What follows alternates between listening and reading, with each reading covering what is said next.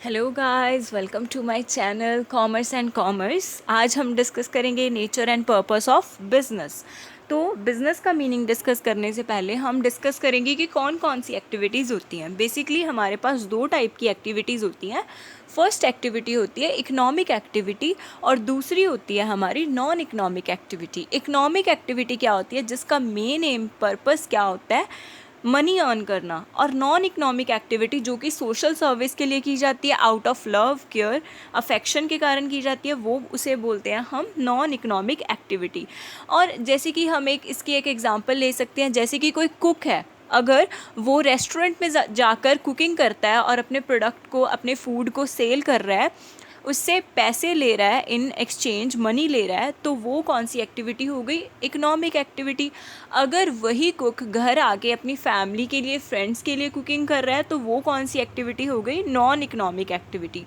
तो economic activity कौन सी होती है, जिसमें production and consumption of goods and services for economic gain. मतलब कि इकोनॉमिक गेन के लिए हम जो भी चीज़ करते हैं, चाहे वो गुड्स की प्रोडक्शन से लेके उनकी कंजप्शन तक, सारी एक्टिविटीज़ इसमें इंक्लूड होती हैं। और नॉन इकोनॉमिक एक्टिविटीज़ में क्या आ जाता है, providing free of cost services for love and affection. So next है इकोनॉमिक और नॉन इकोनॉमिक के टाइप्स। इकोनॉमिक बेसिकली 3 कैटेगरीज में डिवाइड की गई है, business, employment and profession. Non economic social. Non economic बहुत सारे टाइप्स की हो सकती है, जैसे कि सोशल, सोसाइटी के लिए हम कुछ भी कर रहे हैं, पॉलिटिक्स में कर रहे हैं, ठीक है। पेरेंटल, पेरेंट्स हमारे लिए जो भी करते हैं वो भी नॉन इकोनॉमिक एक्टिविटी। रिलीजियस और चैरिटेबल, ठीक है। तो ये सारी एक्टिविटीज़ कौन सी हो जाती हैं, नॉन इकोनॉमिक एक्टिविटीज़। तो अभी हम फर्स्ट जो हमारी इकोनॉमिक एक्टिविटी थी, जिसे बोलते हैं हम बिज़नेस, हम उसको डिस्कस करेंगे। बिज़नेस में क्या होता है, business includes activities for earning profit.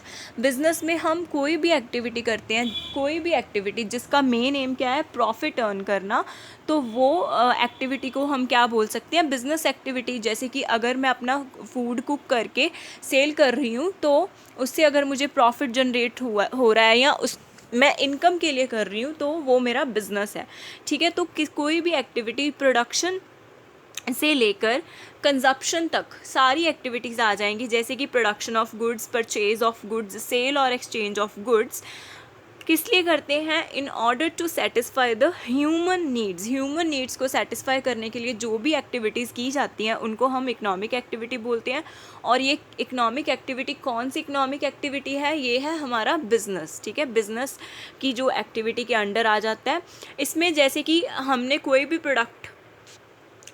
Product जो कि हमने मैन्युफैक्चरर से लिया, मैन्युफैक्चरर ने उस प्रोडक्ट को बनाया, फिर वो प्रोडक्ट मैन्युफैक्चरर से गया होलसेलर के पास, होलसेलर से गया वो रिटेलर के पास, रिटेलर से वो गया कंज्यूमर के पास। अब इसमें जितने भी पर्सन्स इन्वॉल्व थे या हैं, तो वो सभी क्या कर रहे हैं, बिज़नेस कर रहे हैं। तो वो सभी क्या कर रहे हैं, बिज़नेस कर रहे हैं, चाहे वो छोटे लेवल पे कर रहे हैं, बड़े लेवल पे कर रहे हैं, that does not matter. Matter क्या करता है कि वो क्या कर रहे हैं, उनका ऑब्जेक्टिव क्या है, इनकम अर्न करना, प्रॉफिट अर्न करना। तो हम उनकी एक्टिविटी को क्या बोल देंगे, बिजनेस, ठीक है। अगर वहीं कोई भी ऐसा पर्सन है, अगर जैसे किसी ने, मान लो ABC कंपनी है, तो ABC कंपनी में से किसी ने वैसे ही प्रोडक्ट्स खरीद के नेक्स्ट वो फ्री ऑफ कॉस्ट प्रोवाइड कर रहा है, मींस उसका चैरिटेबल इंस्टीट्यूशन है, जैसे कि बुक्स वो फ्री ऑफ कॉस्ट प्रोवाइड कर रहा है, उनका NGO है, ठीक है। तो वो हमारा बिज़नेस में नहीं आएगा, उसे हम बिज़नेस नहीं बोल सकते। जब वो बुक्स के लिए मनी चार्ज करेगा तभी वो बिज़नेस में इंक्लूड होगा, अदरवाइज़ वो बिज़नेस में इंक्लूड नहीं होगा। Next is characteristics of business. Business के करेक्टरिस्टिक्स कौन कौन से हैं। फर्स्ट लिखा है हमने इकोनॉमिक एक्टिविटी। ये तो आपको क्लियर हो गया ना कि इसमें क्या करते हैं, हम मनी अर्न करने के लिए करते हैं, तो ये क्या होगी, एक इकोनॉमिक एक्टिविटी हो गई। इसमें क्या होता है, सेल और exchange of goods and services. Sale और एक्सचेंज करते हैं हम गुड्स और सर्विसेज, ठीक है। नेक्स्ट क्या मोटिव कौन सा होता है हमारा, प्रॉफिट अर्न करना। हर बिजनेसमैन का मोटिव होता है कि वो मैक्सिमम प्रॉफिट अर्न कर सके। Next is risk and uncertainty. Risk and uncertainty क्या है कि दोनों बिजनेस के जो साइड बाय साइड चलते हैं। रिस्क भी होता है हर चीज़ में, अनसर्टेनिटी मींस अनसर्टेनिटी क्या है कि कल को कोई गवर्नमेंट पॉलिसी चेंज कर दे, ठीक है, हमें नहीं पता, मार्केट में प्राइजेस चेंज हो जाएं, किसी भी प्रोडक्ट के इंक्रीज़ हो जाएं या डिक्रीज़ हो जाएं, ठीक है। रिस्क क्या है, रिस्क क्या है कि जैसे कि रिस्क अनसर्टेनिटी, रिस्क में ये है कि प्राइजेस कम ज़्यादा हो जाए। और अनसर्टेनिटी कैसे हो सकती है कि कोई नेचुरल क्लैमिटी आ गई, जैसे कि कोई भी अर्थक्वेक आ सकता है, फ्लड आ सकता है, ठीक है, जिससे कि हमें नहीं पता कि हमारे बिज़नेस का क्या होगा। रेगुलर डीलिंग, कोई भी बिज़नेस, किसी भी काम को बिज़नेस बोलने के लिए, एक्टिविटी को बिज़नेस बोलने के लिए क्या होना चाहिए, उसमें रेगुलर डीलिंग होनी चाहिए, ठीक है। रेगुलर आप कस्टमर्स को अटेंड करो या फिर आप रेगुलर परचेज़ करो, रेगुलर सेल करो, या जो भी आप काम करते हो वो रेगुलर होना चाहिए। ऐसा नहीं होना चाहिए कि आप में उसमें बहुत ज़्यादा इंटरवल है। जो एक बिज़नेस रेगुलर नहीं है तो उसको हम बिज़नेस नहीं बोल सकते। Next is creation of utility. Utility क्या होता है, यूज़ वैल्यू, ठीक है, वैल्यू क्रिएट करना। जैसे कि तो बिज़नेस ऐसा होना चाहिए जिससे किसी को कोई वैल्यू मिले, कोई मतलब यूटिलिटी प्रोवाइड करे, कोई वैल्यू दे। जैसे कि बिज़नेस अगर जो हमारा रेडीमेड गारमेंट्स का है तो वो क्या कर रहा है, हमें यूटिलिटी प्रोवाइड कर रहा है कि वो गारमेंट्स प्रोवाइड कर रहा है, ठीक है, और टाइम पे प्रोवाइड करना, तो ये बिज़नेस, इसे बोलते हैं हम creation of utility. Next is entrepreneurship. Entrepreneurship क्या होता है, एंटरप्रेन्योर किसको बोलते हैं, वो पर्सन जो बिज़नेस स्टार्ट करता है, वो जो इनिशिएट करता है बिज़नेस, उसको बोलते हैं हम एंटरप्रेन्योर, जिसको हम बोल सकते हैं बिजनेसमैन भी बोल सकते हैं। एंटरप्रेन्योरशिप बहुत ही बिज़नेस के लिए ज़रूरी है, क्योंकि कोई पर्सन ऐसा होना चाहिए कि जो बिज़नेस के लिए रिस्क ले सके, जो बिज़नेस में इन्वेस्ट करे, जो बिज़नेस को डेवलप करे, उसको ग्रो करे, ठीक है। तो वो कौन पर्सन होता है, एंटरप्रेन्योर, ठीक है। Next is freedom.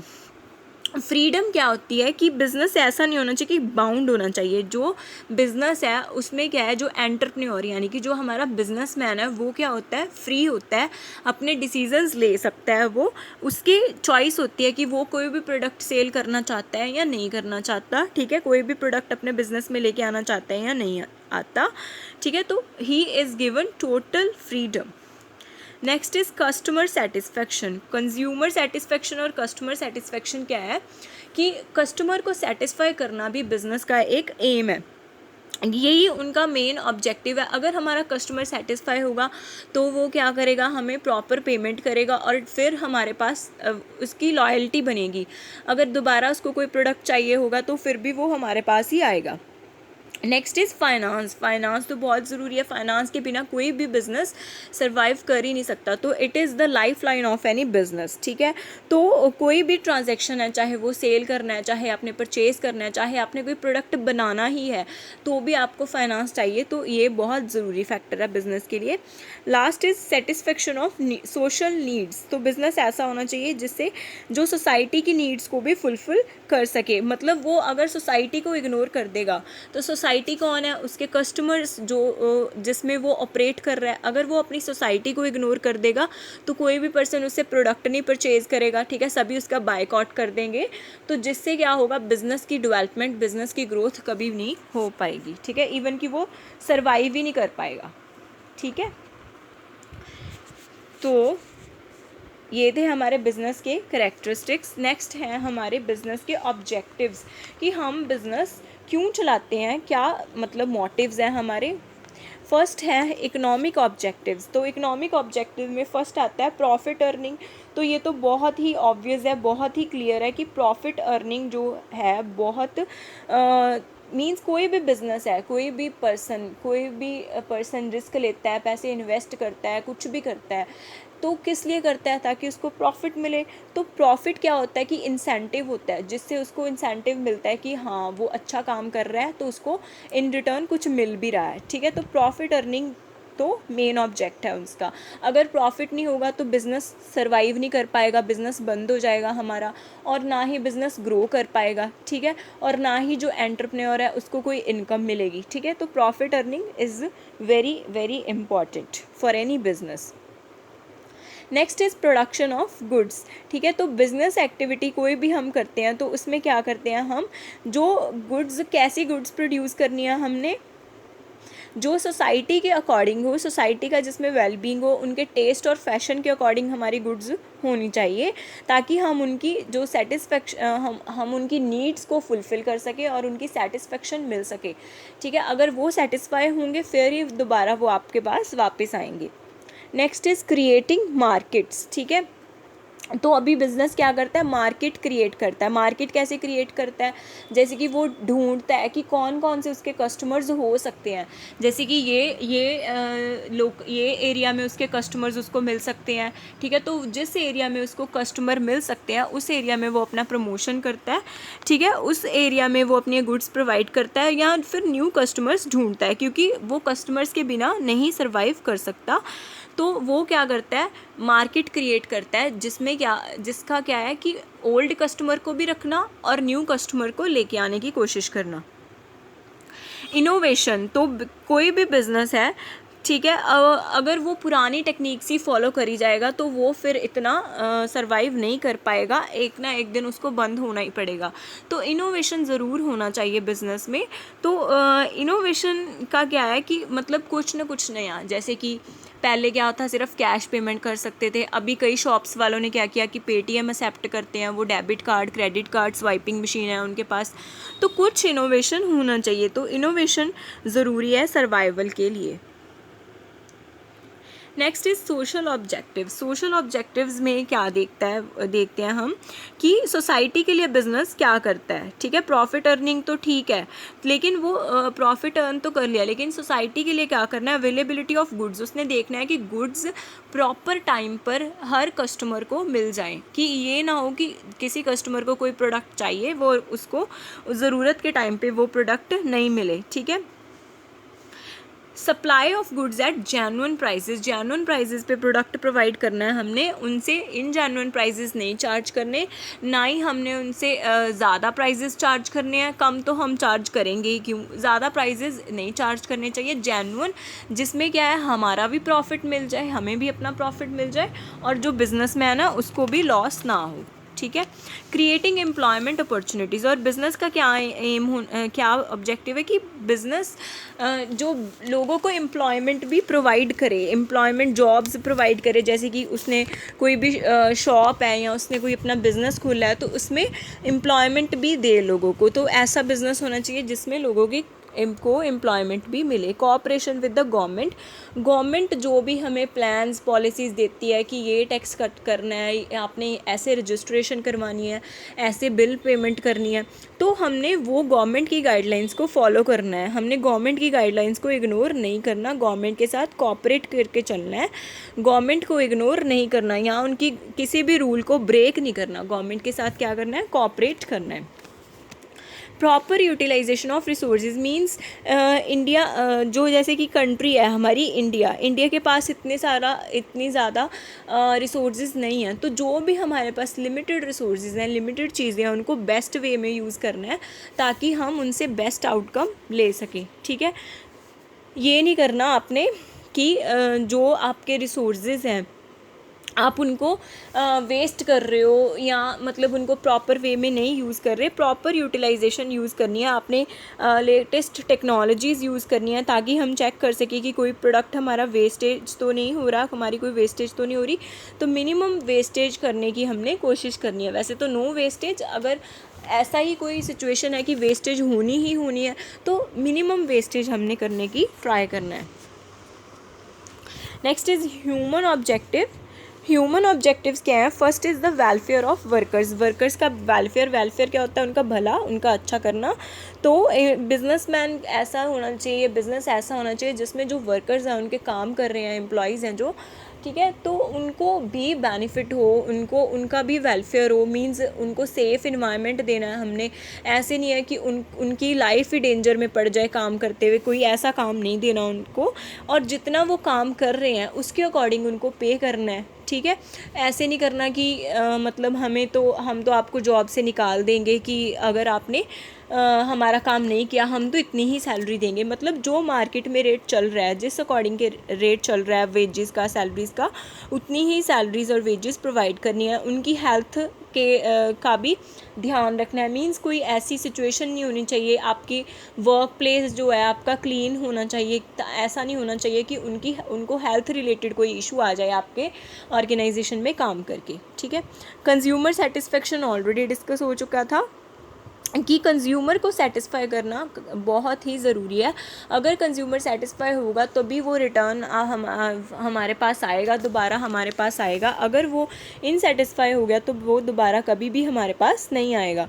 Next is fair to dealers and suppliers. Dealers and suppliers कौन, जो हमें प्रोडक्ट्स देते हैं, तो उनके साथ भी हमने फेयर रहना है। मींस जिनके थ्रू हमारे प्रोडक्ट सेल होते हैं या जिनसे हम प्रोडक्ट्स लेते हैं, तो उनके साथ, डीलर्स और सप्लायर के साथ भी हमने फेयर रहना है। मतलब ये नहीं होना चाहिए कि उनको हमने बहुत कम पेमेंट कर रही है, नहीं, हमने उनको भी जेन्युइन पेमेंट्स ही करनी है। To undo the adverse effects. कई बार क्या होता है कि कई बिजनेसमैन की वजह से, जैसे कई बिज़नेस की वजह से ऐसा कि पोल्यूशन क्रिएट हो गया, ठीक है। तो पोल्यूशन क्रिएट हो गया तो बिज़नेस ने कोशिश करनी है कि उस पोल्यूशन को सही करने के लिए ट्राई करना है। जैसे कि फॉर एग्ज़ाम्पल आपने फैक्ट्री खोल ली, फैक्ट्री में से बहुत गंदा आपके धुआं निकलता है, जिससे क्या हो गया, एयर पोल्यूशन हो गया। तो आप क्या कर सकते हो, उस एयर पोल्यूशन को कम करने के लिए चिमनीज़ यूज़ कर सकते हो अपने बिज़नेस के लिए, ठीक है। अपने जो ऊपर फैक्ट्री आउटलेट है उसके ऊपर चिमनीज़ लगा सकते हो, या फिर सेकंड क्या कर सकते हो, आप ट्रीज़ लगा सकते हो। ट्रीज़ क्या करेंगे, एयर पोल्यूशन कम करने के लिए कम करने में हेल्प करेंगे। तो हमने क्या ट्राई करना है कि जो एडवर्स इफ़ेक्ट्स हैं उनको अंडू करने के लिए, मतलब उनको ख़त्म करने के लिए या कम करने के लिए। Next is national objectives. National objectives क्या क्या है, मतलब हम अपनी कंट्री के लिए क्या कर सकते हैं। Increase export. एक्सपोर्ट क्या होता है, किसी दूसरी कंट्री में सेल करना। जैसे कि हम ट्राई करें कि हमारे प्रोडक्ट्स ऐसे हों कि जो दूसरी कंट्रीज़ में भी सेल हों। जैसे कि कनाडा में हमारे प्रोडक्ट्स जाएँ, इंग्लैंड में जाएँ, यूएसए में जाएँ, ठीक है। तो हम किसी कंट्री से प्रोडक्ट नहीं खरीदें। जैसे कि हम चाइना से बहुत प्रोडक्ट्स खरीद रहे हैं, कि हम खुद को ऐसा बनाएं कि हमें चाइना से नहीं खरीदना पड़े, चाइना को हमसे खरीदना पड़े, ठीक है। Balanced regional development. Balanced regional development में क्या आता है कि हर एरिया को बराबर डेवलप करना है। ऐसा नहीं होना चाहिए कि आपने एक ही जगह पे सारे बिजनेसमैन लोगों ने एक ही जगह पे बिज़नेस इस्टेब्लिश कर लिए और एक एरिया तो बहुत डेवलप हो गया और एक एरिया बिल्कुल भी डेवलप नहीं हुआ। तो ऐसा बिल्कुल भी नहीं होना चाहिए। बैलेंस्ड रीजनल डेवलपमेंट करनी है, मतलब सभी एरियाज़ की डेवलपमेंट करने के लिए आपने ट्राई करना है। Promote education, sports and culture. आपने ऐसी प्रोडक्ट सेल करने हैं जिससे आपका कल्चर जो है वो रिफ्लेक्ट हो। मींस ऐसी चीज़ें नहीं होनी चाहिए जिससे आपके कल्चरल वैल्यूज़ इफ़ेक्ट हों, आपके मींस आपने कुछ पॉजिटिव लेके आना है, ठीक है। It should help in the development of small enterprises. Small enterprises जो हैं उनको भी हमने, जैसे कि क्या कर सकते हैं स्मॉल एंटरप्राइजेज़ को डेवलप करने के लिए। जैसे कि कोई प्रोडक्ट, जैसे फॉर एग्ज़ाम्पल मैं शुगर बनाती हूँ, ठीक है। तो मैं शुगर बनाती हूँ, शुगर सेल करने के लिए जो मुझे पैकेट्स चाहिए, ठीक है, जिन पैकेट्स में मैंने पैक करना है शुगर को, तो वो पैकेट्स मैं क्या कर सकती हूँ, किसी छोटी कंपनी, छोटे बिजनेसमैन से ख़रीद सकती हूँ जो लोकल पैकेट्स बनाता है, ठीक है। तो पैकेट्स उससे मैं ख़रीद सकती हूँ, जिससे क्या हो जाएगा, उसकी भी सेल हो जाएगी और उसकी हेल्प हो जाएगी, जिससे उसकी डेवलपमेंट होगी। Strive for economic justice. Economic justice मतलब कि हमने जो भी काम करना है वो ऐसा, मतलब ऐसी चीज़ें होनी चाहिए जिससे हमारी पूरी कंट्री जो है उसको, उसके लिए जस्टिफाइबल हो। कोई ऐसी चीज़ें नहीं होनी चाहिए जिससे किसी को अफेक्ट हो या जिससे किसी दूसरे के साथ इनजस्टिस हो, अन्याय हो, ठीक है। तो सभी के साथ हमने क्या करना है, जस्टिस करना है। तो आज के लिए हम इतना ही डिस्कस करेंगे एंड थैंक यू। एंड आप लाइक और शेयर कर सकते हो अगर आपको ये वीडियो